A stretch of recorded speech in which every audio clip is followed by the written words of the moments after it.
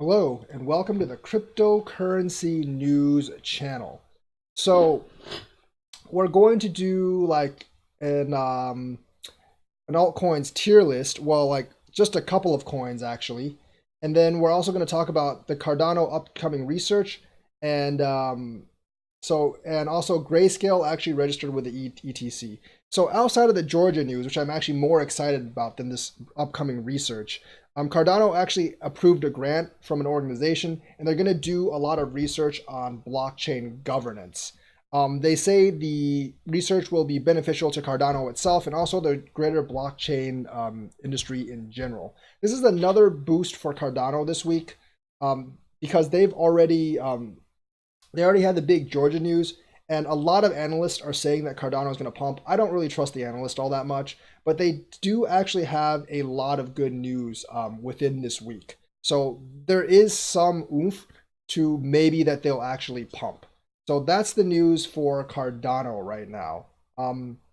I do believe that Cardano is a pretty good coin. Like there is still like doubt, honestly, because they haven't launched Shelly and Goguan, but they are actually making a lot of progress, and all this has actually happened at Davos. So it was probably worth it for Charles to go to Davos. I might have been wrong about that. So because he actually like confirmed the partnership with the government of Georgia there, and he also besides that he also got approved this research grant. So it's pretty cool.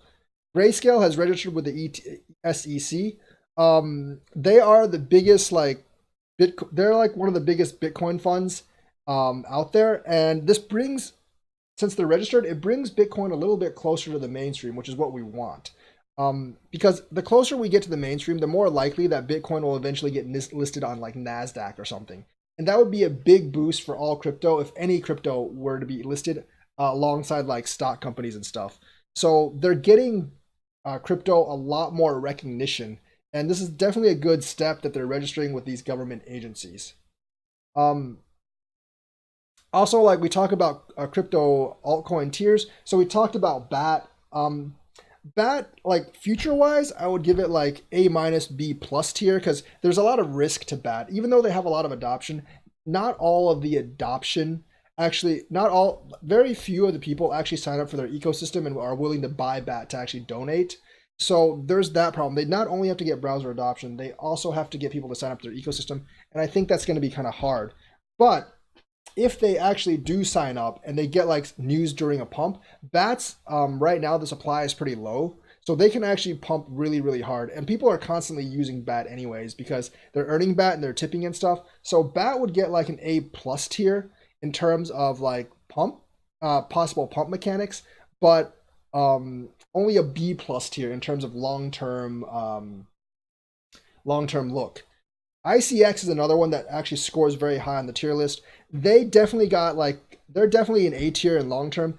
They were in B tier until like recently when like Korea actually said they're gonna build their blockchain on the ICX chain. So now they're definitely in A tier. And pump wise, there's only 800 million coins, I believe. And if a government starts using them, that can actually chew through it pretty fast.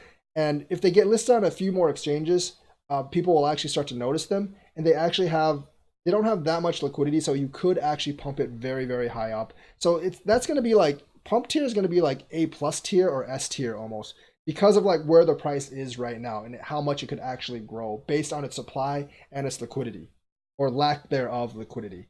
So that's kind of like the two that we actually discussed on the stream. If you want to see what we also did on stream, please watch the stream itself. Thank you and have a nice day.